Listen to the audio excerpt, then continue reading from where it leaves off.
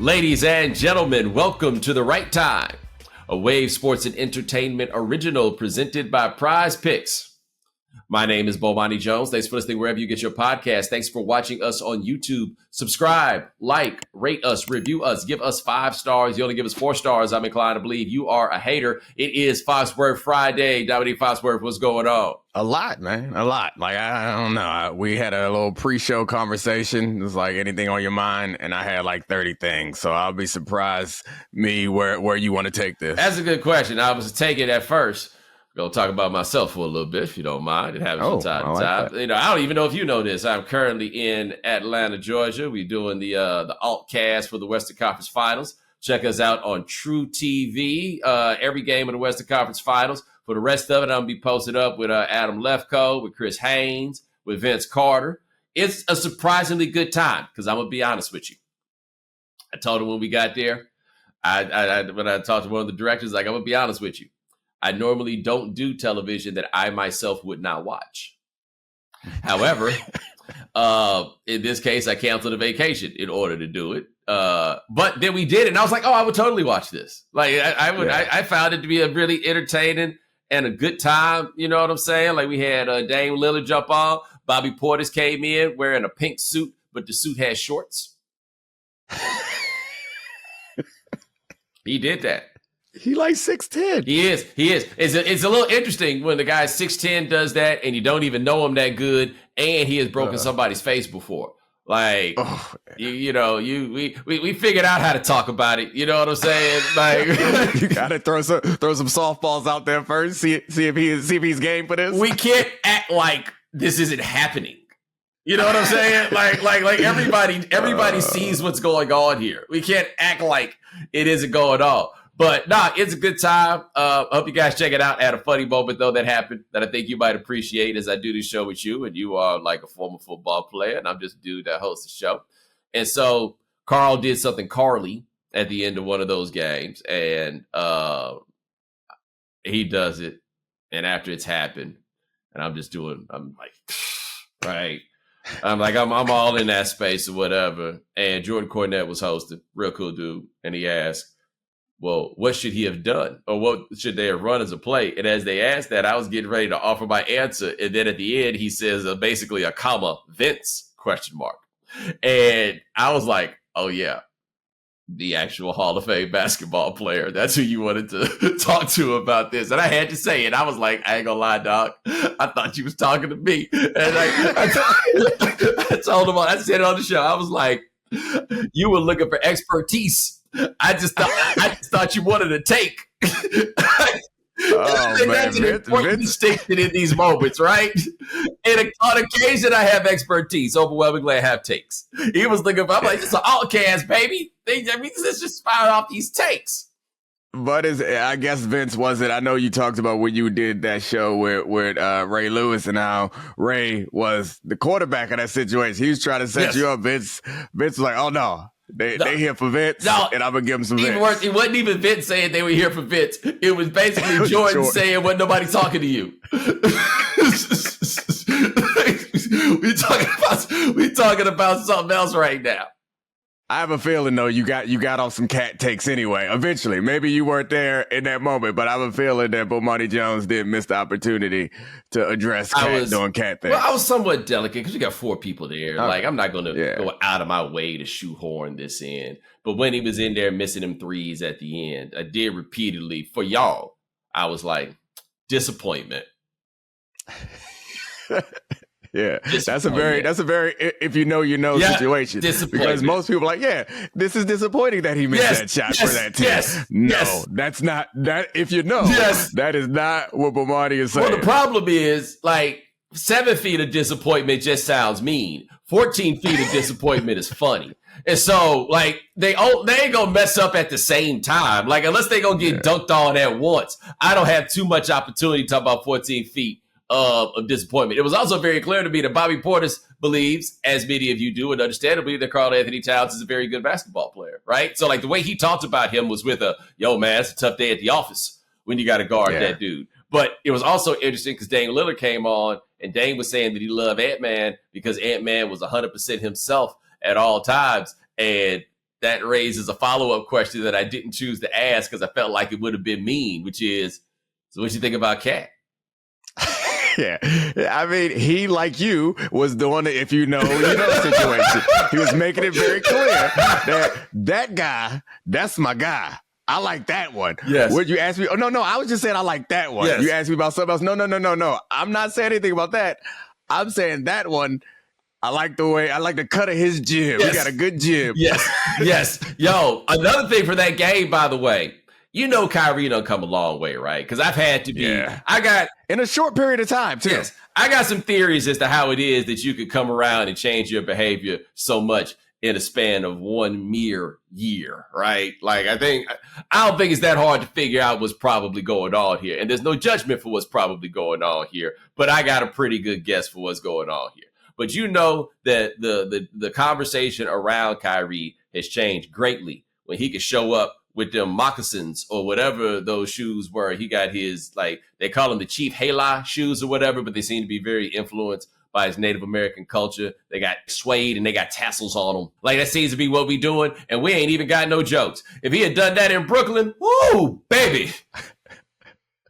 Yeah, we got on him for the sage and his little the drum, the tom-tom. Yes. He was walking around like warding off evil spirits. But now I think also there's something to be said for expectations, and the Knicks are an example of this. Like this season that they had, it was a meh season. Because the expectations are so low, the Knicks have lowered the bar so much that we were all, even non-Knicks fans, people outside of New York, were enjoying it. Kyrie has done the same thing. He has created some expectations around the things that we expect him to say and do that now we like, oh no, they're just some little cute shoes. Yeah. Like, no, it's just, you know what I mean? Yeah. Like, as long as he acting right, as long as he's not denigrating any religions or whole swaths of people, then all this stuff we can appreciate. Yeah, I'm gonna push back though on the Knicks having a mess season. The Knicks were the number 2 seed in the East. The Knicks won a playoff series. It got to game 7, but all their people broke down. Like, I actually found it very charming when they were getting beat by 100 points and the dudes were coming out of the game and the crowd was giving them the standing ovation. I'd like to see healthy respect and appreciation for how hard these dudes are working and the self-awareness to understand we've been sorry for 25 years. This is excellent. We're not saying anything different. You said you disagree with me, but you just said the same thing. No, I didn't say it was a mess season. I said they got their doors blown off in game 7. I don't think being the number 2 seed in your conference is a mess season. I think, well, okay, we can agree to disagree, I guess, but you did say they've been sorry for 20 years. Oh, yeah, no, that was a different thing. Yeah. That this season, the reason why this season is good is not because of the season itself. I think if you're the number 2 seed and you only win one round of basketball, we are calling that a mess season. Oh, come on, man. Like, here's the thing about it. If you only win one round, it's a mess season. If you win 2, it's a great one. Like, like game 7 is that much of an inflection point. I just don't. I don't think it was a mess season. That's all I'm saying. All right, well, we can go ahead and move past that. I gotta be honest. I would like to be a Knicks fan. I really would. Yeah, I'd like to. The celebration. It looks fun. The celebration around the Knicks is more about them being bad for as long as they've been bad than them being good. This season. There's a lot of teams that got knocked out in the second round or earlier in the second round that we were not celebrating like we did the Knicks. But the other thing is, man, it's vibes, man. They kick it the way New York want their team to kick it. Like, that's it's they kind of squad. Like, when you think back on them teams in the 90s, them teams had 2 dudes that was good at basketball. Patrick Ewing and Anthony Mason. Everybody else was vibes. Not vibes like we talk about it now, because when you think about vibes now, you think about it as free-flowing. New York is a bit more of an acerbic place. It was they kind of, especially like 90s New York vibes, it was antagonistic and ready to fight all the time. Yeah, they definitely have those vibes on this team now. Yeah, I think that it's all been great. I'm not a Knicks hater. I've enjoyed it. I wanted them to advance and play against the Celtics. But yeah, like the 76ers got knocked out, and we not consider that a success because they have expectations. This is when in business school we had like this class about relationships and stuff, and we're talking about scoring points in your relationship, and some of the young unmarried guys were like, Yeah, I understand because I do all this because I know that when I do this, then when I want to do something, I'm a point back and my girlfriend, I would have scored these points. And I tried to explain to those young fellas that no, there's no such thing as scoring points. All you're doing is creating expectations, bro. Yeah. So like, don't do nothing special that you're not going to be able to keep up because she's not going to be like, thanks. Cause at one time you extended yourself. She is going to be like, oh no, you the guy who extends himself. So make sure whatever you're doing is something you can maintain. You demonstrated that you are perfectly capable of doing such things. That's what you showed. Exactly. You can. And if you don't. It's like when your mom said, I give you $100 if you get straight A's. You get straight A's. It's like, oh, you could have been doing this the whole time. Yeah. It is like you can. Therefore, when you don't, it's because you don't. It's because you don't want to. You don't feel like it. That old thing gone. Yeah, I mean, I hope I saved a couple brothers from putting themselves in a bad situation by explaining to them, like, nah, that you ain't scoring points. You just create expectations. And, this is a risky play, but you can create expectations in the other direction and make your life a lot easier. Like you got to be really putting something down on the other side in order to make that happen. But I've said this before, and I'll say it again. I can't believe this worked. My daddy told my mama that Valentine's Day was a white folks holiday. Don't get me wrong, he means it. Like this was not rap. This was what he thought it was. But like he said that 60 years later. If you're not gonna score a lot of points, you better be dominating the boards. You better crash them boards, boys. You better crash the boards. I want no turnovers. Because you're gonna have to compensate for this team somewhere, or you're gonna be a free agent. Hey, set some screens. Now here's a topic you weren't expecting coming, but I'm gonna throw it out here. It's been a lot of the Caitlin Clark discussion. We've reached a point where my warning for the fans of the WNBA has come to roost. Tried to tell you this. You didn't want to hear me. Y'all wanted us to show up. We here, and now you're mad because we don't act right. Okay, you the one that took the cover charge away, right? It was like, nah, come on in. We just want people in here. Come and buy some drinks, right? That's how we really make money. And then people are showing up and they calling the young ladies a bunch of haters and saying they need to leave Caitlin Clark alone. That's ridiculous. I've seen people make this argument that people are saying that the other players need to take it easy on her. I've never heard anybody actually say that. I'm not saying that it hasn't been said. I saw somebody try to lump me in with that. And I was like, no, I ain't saying nobody need to take it easy on her. I'm saying everybody need to be like, wow, Caitlin Clark, she's such a big deal. Come watch all of us play against each other. That's what you need to do. But anyway, was it Breonna Stewart? I think it was. Or was it Sabrina Ionescu? I can't remember which one it was that hit her with that screen. And I don't know who didn't call that screen out. I don't know what exactly happened. But I want to bring that up, not so much to talk about Caitlin Clark, but I think that professional sports, or just sports in general, have a lot of things where we underrate like the significance of them, the rigor, the magnitude that comes with them. And I think one thing we very much so underrate is, man, screens hurt. Yeah, I think it was Breonna because Ionescu is the one that hit her with the pump fake pass and buried a three and then shrugged on her on the way back down the court. The crabs was out. The crabs was out. Get back in this barrel. Get back in here. Yep. She hit her with the splash it. It was like, I don't know what this kid was doing. She don't know who I am. It was a lot said in that shrug. But yeah, that screen. I saw that screen. It looked like it hurt. And it was brought to my attention that someone did hit her with the "you can't see me." They didn't do it in her face, but they hit it while on the court with her, where it is clear that there is. And it also it feels like I haven't watched all the games. I think I've watched probably 2 total games and probably half of another game, and it does not feel like. And this is a weird assessment, but it doesn't feel like she's enjoying herself, which why would you if you are getting your ass beat 0-5? But that shit sucks. And all the eyes are on you. Everywhere you go, it's the most tickets ever sold. Yay! And then you go out there and get screamed to sleep. Yeah, look, the most intense defense that I've ever seen in my life happened in the summer of 1992 during the Olympics in Barcelona when Michael Jordan and Scottie Pippen, hating asses, decided they was going to guard Tony Kukoc for 94 feet up and down the floor on the dream team, okay? Like, you guys are so much better than everybody else. This is so unnecessary. You were going to win by 50 regardless. This guy was going to be on your team, and they were like, no, this is what we're going to do. Now, in the gold medal game, Kukoc played much better, but I ain't never seen anything like that before. They just decided that's what it's going to be.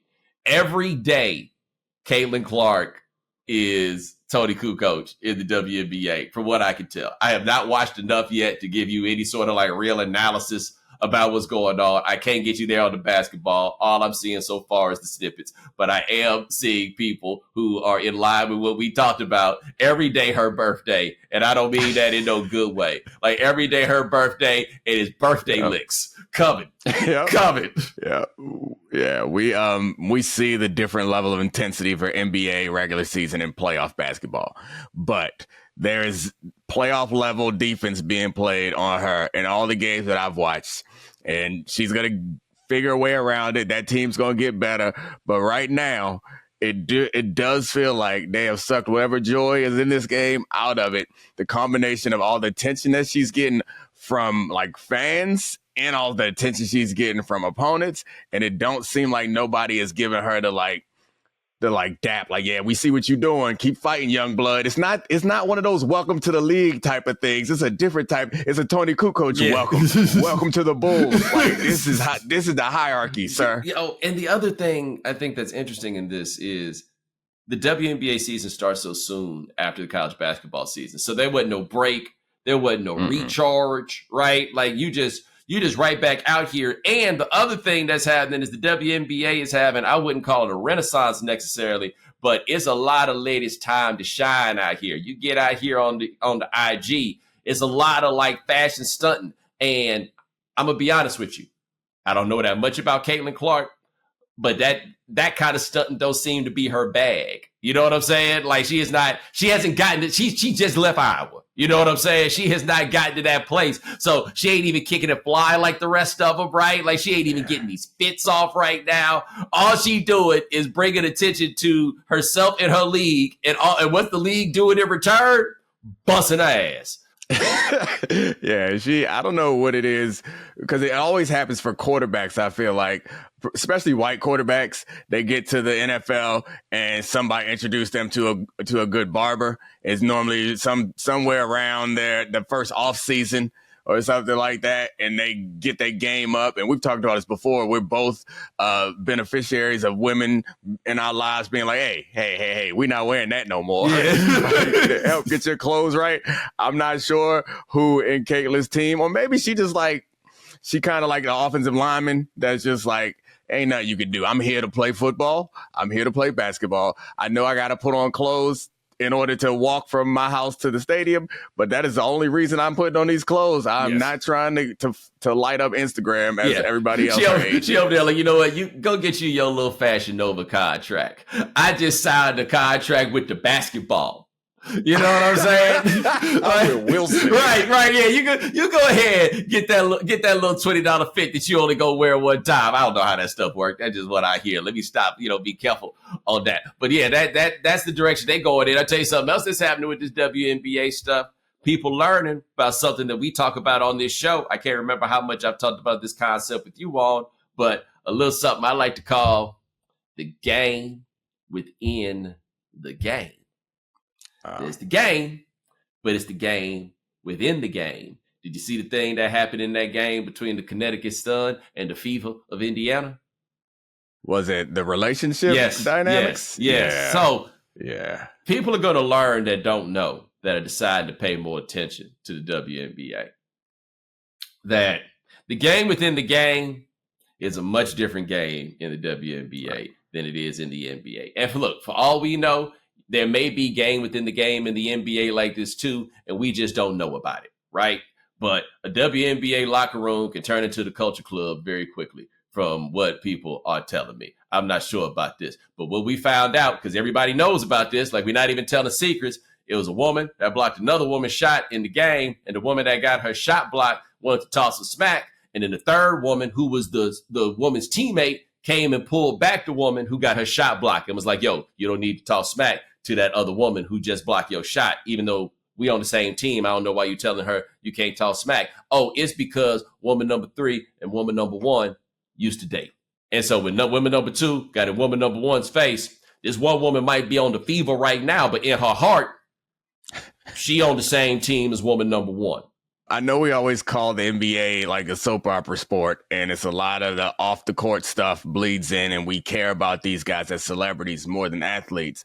This is the true test for how much we really into the soap opera or we really into the basketball, because they got better storylines already. They do. But they got better storylines. But let me tell you what I was noticing is that the day one WNBA fans, they was leaning in on the discussion about that, and they laughing about that. And here come the rest of us like white folks. Yeah, like the rest of us show up like white folks, and now the joke gonna get messed up, and y'all gonna have to go talk about that in the group chat. Because we coming in and we about to be acting bad. I forget who I was explaining it to at the Turner offices. I don't think it wasn't one of the dudes I was on TV with, but I was explaining to somebody, and they were just floored by the idea that this is what's going on. I saw people pointing out details that like the two ladies that used to date was wearing the same shoes. They was out there balling in matching shoes, and I'm like, yo, what's going on here?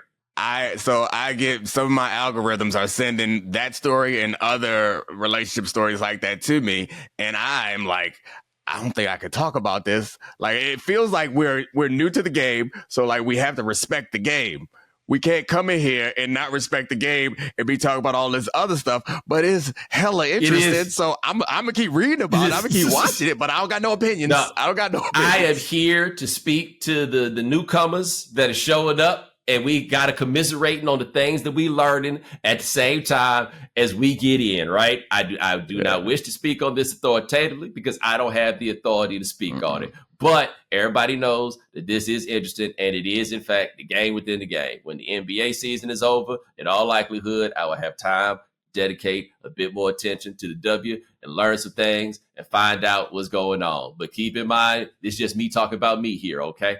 Somebody on Twitter got mad at me because I was being very honest about the fact that I was like, you know how it is sometimes you see somebody, you ain't seen them in a long time, and you're like, damn, I knew you from somewhere. Like, it's right on the tip of my tongue, and I can't remember like exactly where it is that I know you. And that's how I felt seeing Dante Exum's name in the box score. Like, I looked up at some point and saw Dante Exum in that game for the Mavericks, and I was like, damn, I ain't thought about this in a minute. And hey, you shouldn't be up here doing these games if you don't know who all the players are. God damn, I got to know Dante Exum still in the NBA to be able to do this. Because I'm sorry, I can't help you. He can't. It's still. I think he came back. Didn't he have to? I think he went back to. He came back to the NBA. He not still in. He has returned. Yes. But Dante Exum. I had high hopes. I remember they was all telling us he was going to be the next big guard. Nope. That whole draft, okay. The 2013 draft is the one they told us was an all-time stinker. And it had maybe the worst number 1 overall pick in it, but it had Giannis, it had Rudy Gobert. I feel like it had a couple other people. That 2014 draft, they told us had 3 superstars and then some, right?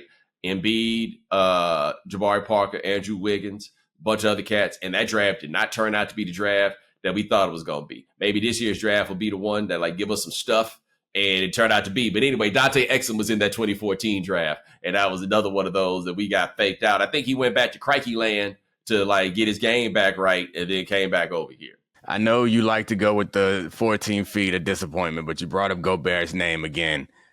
Gobert doesn't qualify as disappointment to me. I think the disappointment comes when you have the type of skills that warrant expectations. Gobert, I think, has overachieved with his skills. And so I'm not disappointed with Gobert. I'm amazed. When I see that man get the ball in his hands every time, I'm like, what?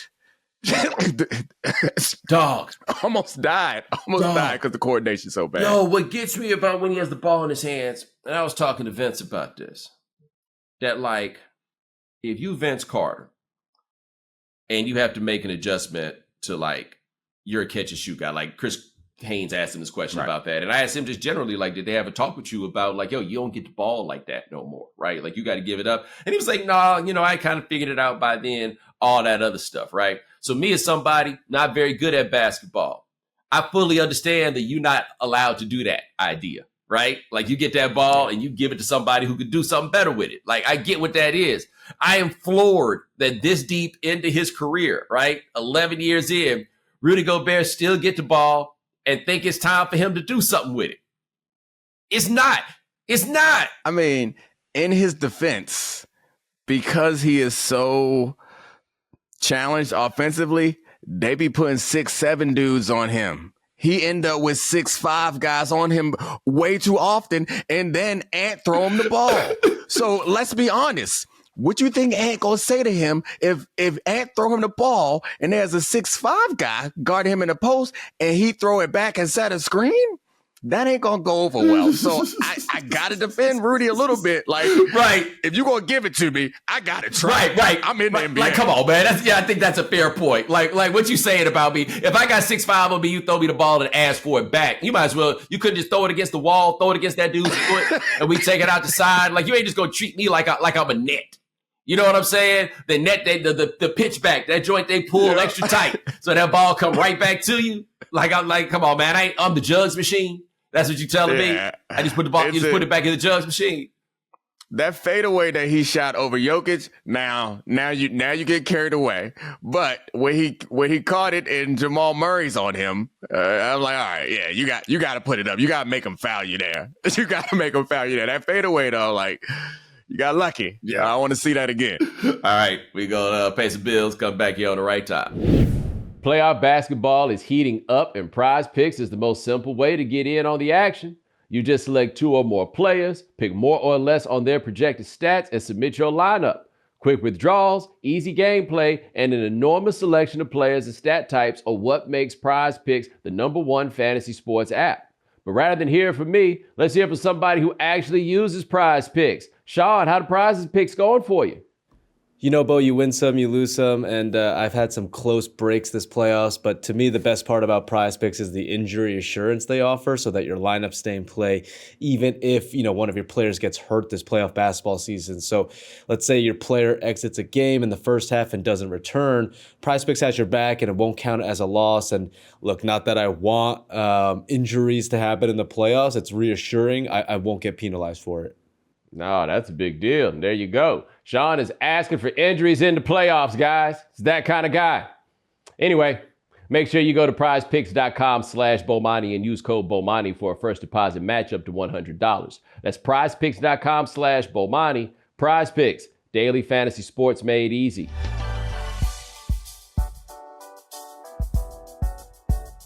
Hey, it's almost summer, which means more time outdoors.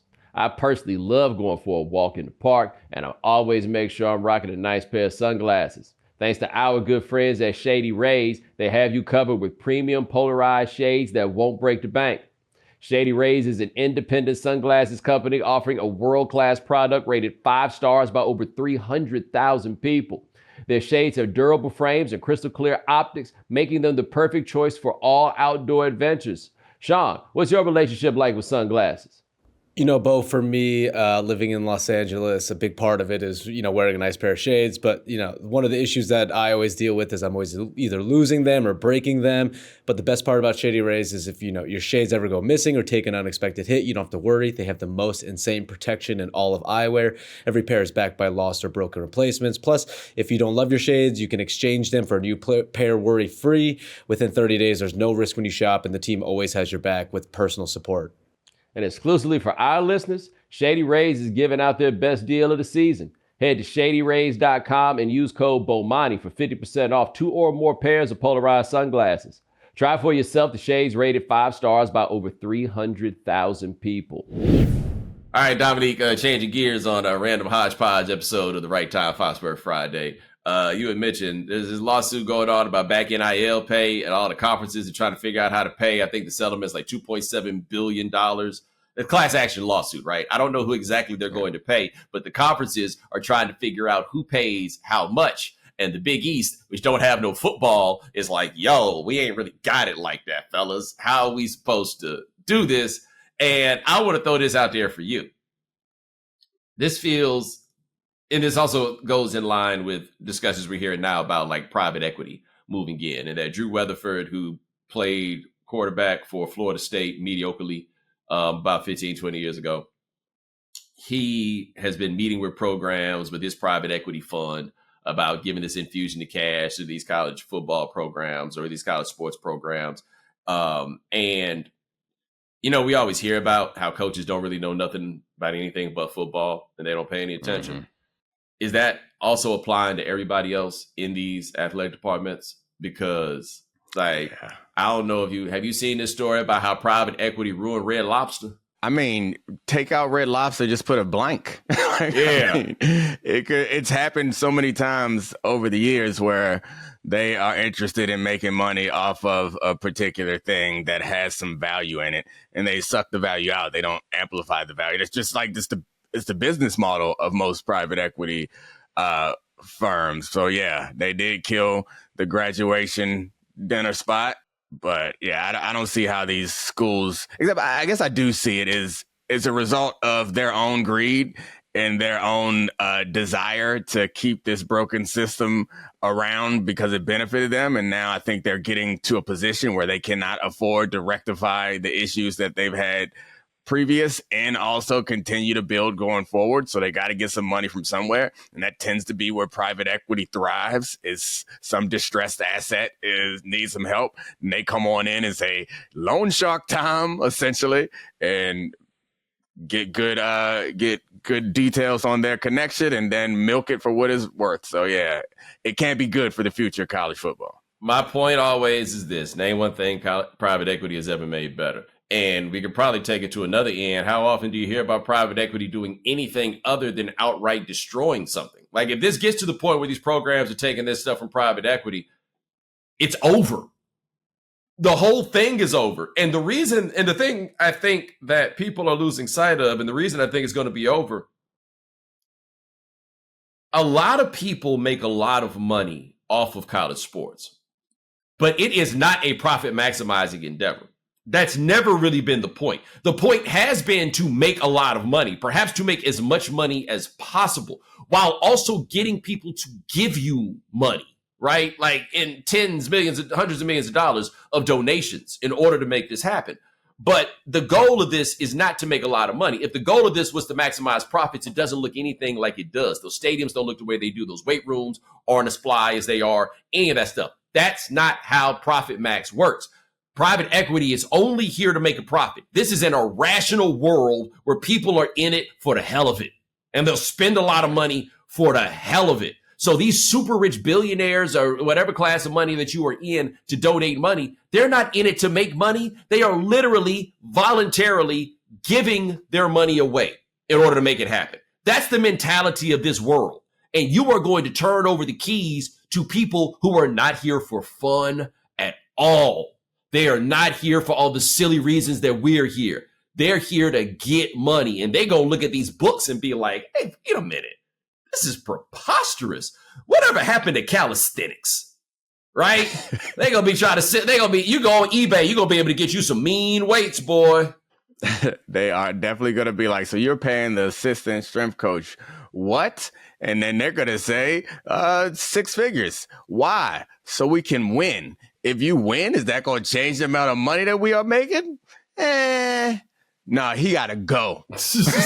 Oh, we going to take them 6 figures right on back. All them extra coaches you got to. Oh, you flying out the recruit, especially if you own entire conferences, then there's no need for them to compete. Right now, the drive to compete is because you want to be better than your crosstown rival or the neighboring state. If the private equity firms come in and buy them all up, they're going to be like, why are we out here having this arms race?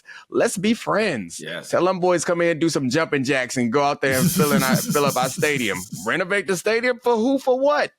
Nah, they gonna sit on these busted ass chairs and eat the cheapest hot dogs we can find. I mean, That's what they do. What they do with everything. Yeah, so that's the experience that y'all want. They're going to sell the land the stadium is on, right? And then lease it back. Like, but my question is, how do the people who cover this sport, how do we not know this? I think they're desperate. I think they're desperate. And I also think that these private equity firms understand what you want to hear, and they come in and tell you, we're going to give you all this money. You can do what you want with the money, and we only expect this back. And then the rules change when you get in. I don't think anybody, and no one ever goes hunting for private equity firms because they're fun. You might go look for a seed fund, or you might go look for venture capital, which has its own problems. But these are known to be places where they can help incubate your idea. Private equity has never been known for that. I know they sell that, but anyone actually inside doesn't really believe that. They're trying to make money. I just can't believe that. Who's the person in the athletic department who's in these meetings, right? And is like, this is crazy town. There has to be somebody who reads, right? Somebody who's got a subscription to the Wall Street Journal, something like that. Somebody who's like, bruh, no. I also think is the people who are, this is the problem with a lot of these, with this system overall, is the people who are going to, the party that's going to be hurt most is the party with the least influence and the least leverage. And I think that a lot of these people in these rooms that are making these decisions won't be hurt. They might actually end up making money personally and doing well personally. The people who are going to be hurt is eventually the players and immediately the fans. And they're not in the room and they don't have any leverage. So the things that are going to start disappearing aren't going to hurt the presidents or the athletic directors. Their salaries are going to be fine.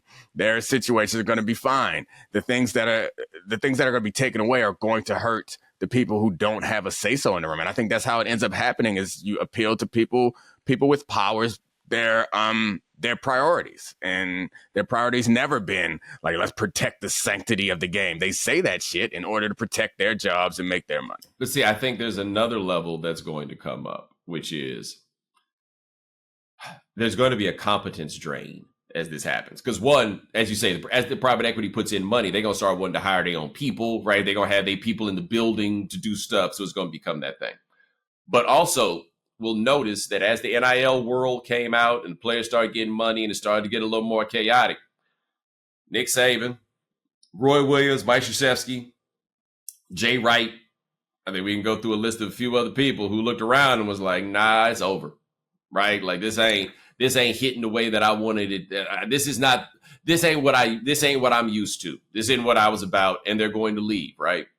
I think you're probably going to see that happen for athletic directors too. The really good athletic directors who have already hit for their lick and already got some money, I think they're going to look around and recognize this ain't what I came here to do. This ain't what I'm about, and I'm going to get out of here. Because also, you only had to be so good at the job in a lot of ways before now because you weren't actually trying to make money. The game was figuring out how to spend all this money after you made it. I think a lot of them dudes are going to wind up bailing, and what's going to happen, you're either going to have incompetent people or you're going to have private equities people now come in and serve as these athletic directors at these universities where the presidents more and more are no longer academics and are more and more lawyers, finance guys, just somebody that can go out here and get bread.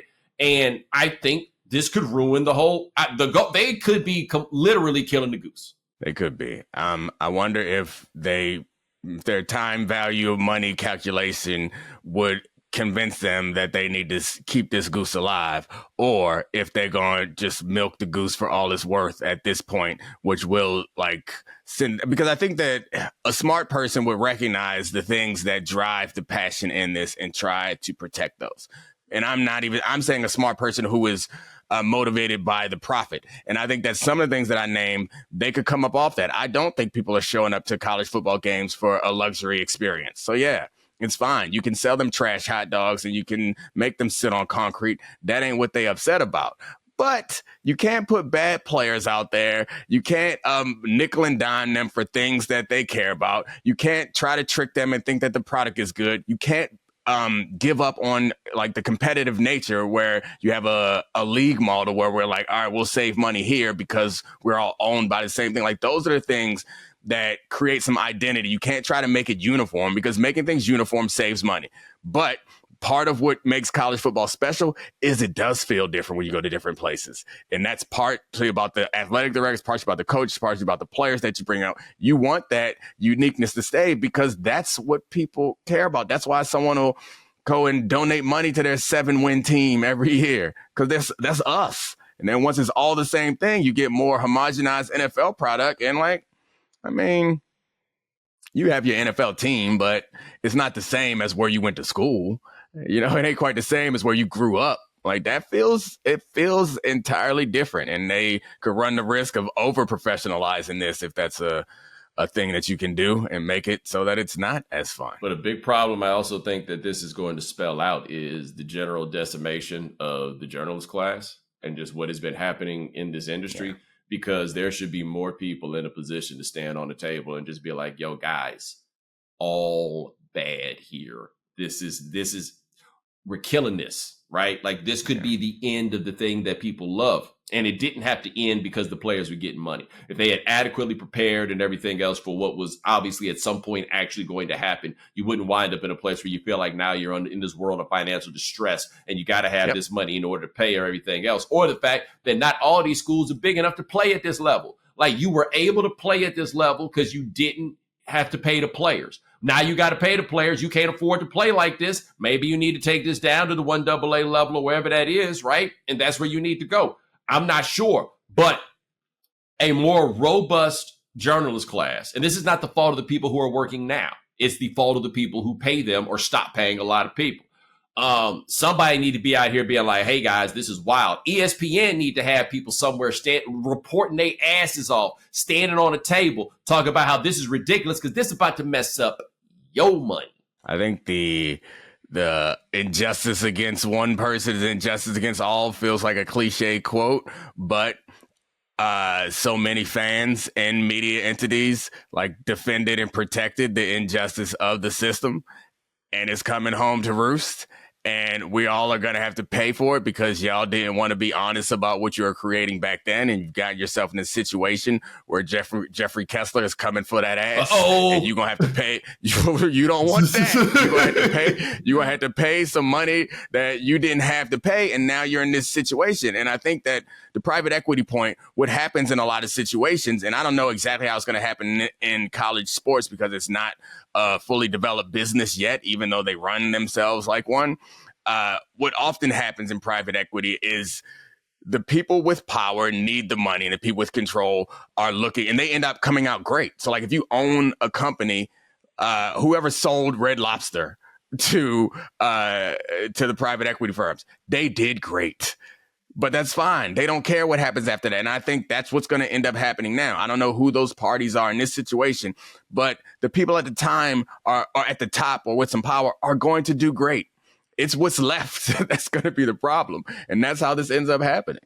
Hey, man, I need to tell people, like we mentioned this thing that's going on with Red Lobster, but like the private equity firm bought Red Lobster. And then what they do, they sold all the land that Red Lobster was sitting on. And then leased it back to them, and they got bought by some company that is like a seafood company, and so they were dumping off their shrimp off on the Red Lobster, like using endless shrimp to go ahead and do that. Like, look it up. It's a lot of things, and they just like, look, number one, I am a little surprised that Red Lobster was tanking while the Olive Garden was thriving, and I don't know why that feel like racism to me. Like, I'm sure it's not actually racism. I don't think it is, but something about that just don't feel right. Like, and the more I think about it, I can't think if I seen white people in the Red Lobster, but I can't think of seeing no white person. The last time, I don't know the last time I was at Red Lobster, but when I imagine them funny ass shirts they be wearing, I don't imagine no white person being in there. I don't know why I associate Red Lobster with blackness in this way. Yeah. I don't. I mean, Cheesecake Factory too, like Cheesecake Factory I also associate with blackness, but I'm sure that is not the same experience. But yeah, Red Lobster definitely feels black. But this would get me about that, right? About how like Red Lobster was suffering in the Cheesecake Factory. Not Cheesecake Factory, the Olive Garden was thriving. Correct me if I'm wrong. There is no Carrabba's of seafood. Right? Like I feel like there were alternatives that were presented to the Olive Garden. I don't. Is there an alternative, like a nicer Red Lobster? Is that like the Bonefish Grill? Yeah, that's what I was gonna say. I think that's like fancy Red Lobster. But hold up, they bread ain't hitting. My guess is endless shrimp is a lot more expensive than bottomless breadsticks. Fair. So all that salad. I feel like, all these places are like profiting, or their business model is like, we're gonna give you some nice food for real cheap. But they got bigger. My guess is they got larger margins at Olive Garden and Red Lobster. Just pasta and sauce. Come on, man. We put some food color in it and some cheap shit, and play some Italian music. Give you some olive oil, and you think your ass in Italy. Right. I tell you this though about endless shrimp. I need to go look at like when they advertise endless shrimp and see if it got an asterisk on top. Right. Like I feel like endless shrimp is like cranberry juice cocktail. Yeah. Cranberry, like a grape drink, not to be confused with grape juice. The thing about, I've never been to Italy, but the thing about growing up in Baltimore where seafood is a big deal is you can go to Red Lobster, but if you had real seafood, like real good seafood, you go to Red Lobster, you like, this is like a McDonald's burger. Yeah. Like this ain't it. You know this ain't it. And I imagine for most people in the country who are outside of New York or major cities like that, they like, oh, this is Italian food, which I'm sure it's not. So I got to say this about Red Lobster, to be fair. I feel like the last time I went to Red Lobster, it may have been about 10 years ago. I'm not sure, but I went, it was less than 10 years ago, but I went with my parents because my daddy ain't leaving Southwest Atlanta for nothing, right? Like that's not, and white man ain't let us have no good restaurants over here, right? That Red Lion was a monster. And so we went to the Red Lobster. And I have to say, it was a lot better than I remembered it being. And you know what I also had to say? I don't ever remember the Red Lobster being bad. I just remember at a point, it seemed like you wasn't classy if you was going to the Red Lobster, any other chain. And I realized that we was just probably being a little bit too hard on Red Lobster. And honestly, I felt like Red Lobster should have got a little swing or a little boost. Because quite honestly, after Formation came out, if a woman ever told me the Red Lobster, baby, my ego would be through the roof. The roof. I know. I did that. I did that. That shrimp was gonna be so delicious. Woo! I am springing for the lobster at Red Lobster. That is right. I need some carbs. I need to replenish. I've been putting in work. I need to surf and turf. I want that chewy ass steak and everything. Look here, man. The last time, like my favorite clapback ever on Twitter, the day after Prince died, I'm riding around in the Uber in Paris. Some dude get in my mentions and he say something to me about when's the last time you listened to Prince. And I said, me and your mama was listening to Let's Pretend We Married, and then she took me to Red Lobster. I bet that man wish he had never said nothing to me. That's back when I was coming strong with them Mama Joe's, boy. I bet that man. I miss them days, man. I miss them days. I can't kick it like that no more. But he learned. He learned that day. You definitely can't kick it like that no more. What did he learn? He never did that again. I mean, I think that's probably what he was. I probably blocked him too. Yeah. So yeah, I still learned. That's what he was going for. He wanted your attention. You gave that man his. I'll give it to you. I would give it to you back then, right? Like the thing about me giving the attention back then was you weren't hurting me, right? Like if you wanted the satisfaction of knowing that you got to me, that probably wasn't going to happen. I recognize what y'all were. Now sometimes I'll acknowledge, and I'll hit people back, but I'm like, yo, I was acting out. That's on me. I'll apologize for it. You can find it ain't that much, but you can find I'll go do that. But that dude, I just wanted him to know, wow, this is the most clever man in the world. I know we coming to the end, but I had this question earlier. I'm going to bring it back to Karl-Anthony Towns. And you and I both are willing to come off of bad takes. What Karl got to do? What do you got to see from Karl before you like, all right, new leaf? 9 years in, turned over a new leaf. This a different cat. I mean, if you can stop playing dumb, right? Stop playing soft. Oh man, you put the bar too high. But stop using multiple voices, right? And by the way, everybody that's listening to this, I want you to be honest with yourselves and honest with me. I got a point on all those things that I just said, right? Like I ain't coming out of nowhere with this. Like I had a point on all those things. So maybe he just need to work on one at a time, right? Yeah. Like maybe that's what it comes down to. I thought he took a good step in the right direction. He showed up in the Malik Sealy jersey. I thought that was a good look, right? Like paying homage to history and all of that. KG would appreciate that. I thought he was doing good work with that one. But yeah, so like what you asking is what would make me remove the allegations of being a sucker? And I just feel like the answer is just so obvious. Stop looking like a sucker. I just don't know what it is that I got to be honest. I didn't love the Malik Sealy jersey. Really? In part because 2 weeks ago, I went back and read, I guess it was like year 3 of Cat, read some articles about him from the local paper out there. And they were kind of making the point that he's a say the right thing type of guy. And it was like a gentle profile, but it was also a takedown. And it was kind of making it clear that like he's a say the right guy type of thing, not a do the right thing type of guy. And that's when I saw the jersey, I was like, hold on now, Cat, you done got some momentum going. Are you just trying to say the right thing? Because that's one of those things is like, I think we are past the point with him where quotes matter, jerseys matter, any of these demonstrations matter. I need you to go bang down in the projects right by the rim. I need you down there where it ain't much room, where the housing is on top of each other, where it's real uncomfortable. I don't need you out in the suburbs right now. Every now and then you can go out there, hit you a strip mall. I get it. It's convenient. But I need you downtown where the bodegas are. And that's what I need to see. He be shook out there on the outskirts. You saw them shots he was taking on Wednesday night. He be shook out there. That's what I'm... I'm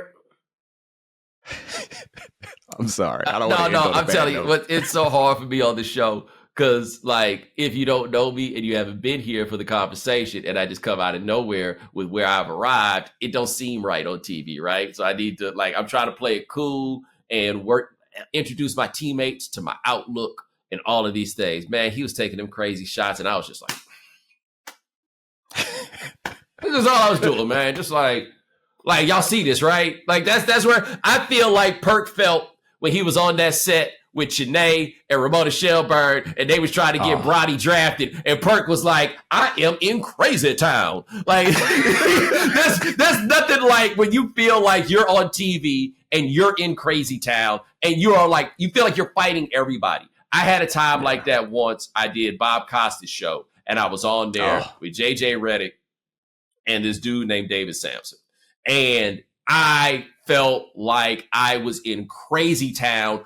I felt like Double Dragon. I had to fight off everybody. And I'm like, doesn't anybody here recognize that I'm in crazy town? Like I went to crazy town with one dude, and then I had to go to crazy town with the other person. And then Candace Buckner of the Washington Post, who is a beast of a columnist, by the way, she was also there. And I felt bad because I'm over here fighting crazy town, and she just kind of being ignored. I'm like, we embarrassing ourselves in front of her. You know what I'm saying? All because y'all want to go to crazy town. You were not intense. I don't even remember what the topic was, but I remember talking to you afterwards. But I mean, we all have these experiences. I've definitely been on. It's tough to do first take. Like early in my career, I get an opportunity to do first take in the slow days, and so the slow days they match you up with lots of people. Yes, and sometimes some people aren't great. I had to stop doing that. And then it's also slow days. So the topics are weird, and we are trying our way to manipulate some shit that don't matter into something that we passionate about. And then you in crazy town. The best thing you can do, which you can't do on Bob Costas' show, but you can do on First Take, is like kind of make fun of the construct and have fun within it. Yes.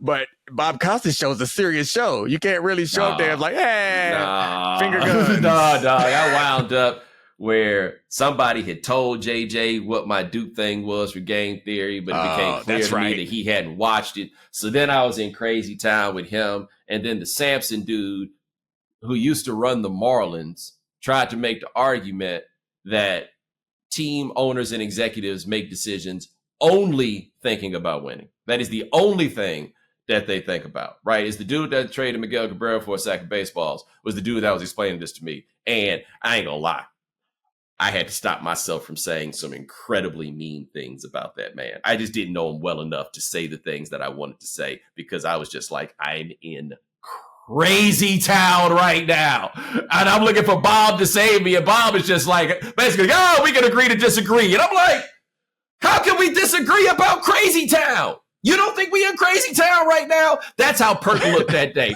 Perk looked like nobody else recognizes that we're in crazy town right now.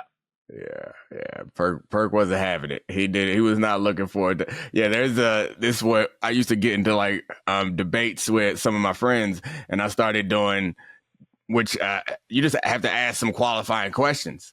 And like, if they answer the qualifying questions wrong, then we can't have this conversation. It's like simple. And that's what owners and presidents only care about winning. Like, oh, you think that's the case? All right, well, we can't have this conversation. Yeah. That's just unrealistic. Yeah. Like, we just can't talk no more. But you can't do that on TV because we got to have a damn show. No, you can't. Oh, man, dude, that's Perk. This is the thing I give Perk, because everybody's got their different opinions on Perk. I think Perk is really, really good. And the thing that I give Perk is he mean every word he say. He is not, like, you think people out here just doing something to gin up controversy? No, sir. Perk take his job seriously and has a clear disdain for those that he believes are not doing the same thing. You can tell when Perk on there with somebody he don't respect. There's one that jumps out. I don't even want to say it because it'll cause too many problems. But if you watch Perk, you know exactly who I'm talking about. He's like, no, this dude does not have any idea what he's talking about, but y'all keep making him talk. Yeah, Perk comes from people's throats all the time. He is not for any of that foolishness, and all his opinions aren't right, but they are to him. They are to him, and I also assume that Perk is ready to fight you, because what Perk said about Joe Mazzulla, he said about Kyrie Irving too. It's the funny thing I've ever heard. Like, if you take that man's brain and you put it in a bird, that bird go fly backwards. That's quality country talk. Oh, my God. But that is Domonique Foxworth. Check him out on the Domonique Foxworth show, where he will not be flying backwards, but it is available. What an insult. Oh, that's such an insult. Like Joe Mazzulla got to go see that man. So he don't fly backwards? He don't fly backwards. NBA Finals and Boston get in there. Joe Mazzulla is a foot shorter than Perk, but they got to go in there and talk about something, big dog.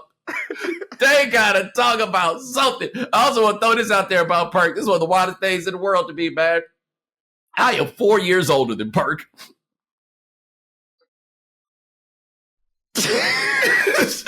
Perk gives off old dude vibes. He's a real old dude, very mature brother. Oh, Perk, my gosh. Perk the same age as LeBron James. Damn. They graduated high school the same year.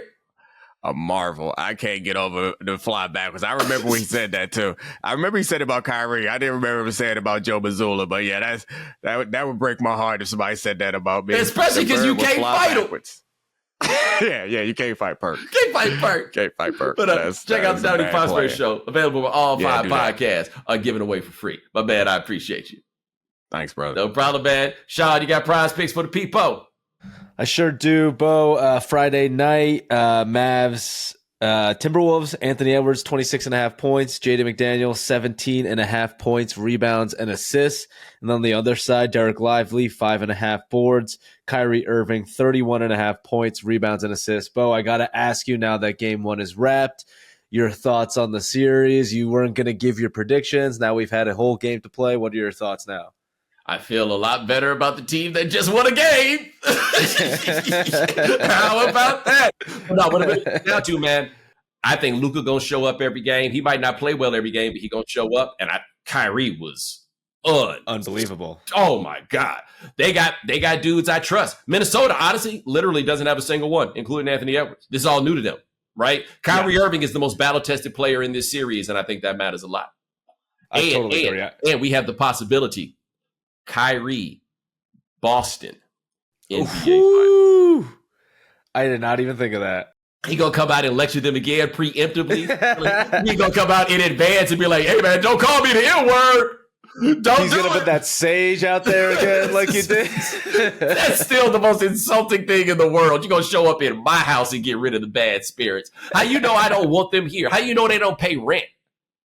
Oh, that's incredible. I can't wait for that. All right. But ladies and gentlemen, thanks so much for joining us here on The Right Time. We do this thing here 3 days a week. That's Sean Yu. He handles everything behind the scenes. Thank you, sir. We are taking Memorial Day off because it is America. Remember, follow The Right Time. Subscribe, like, rate us, review us, give us 5 stars. You only give us 4 stars. I'm inclined to believe you are a hater. We'll talk to you guys in a couple of days. Salute.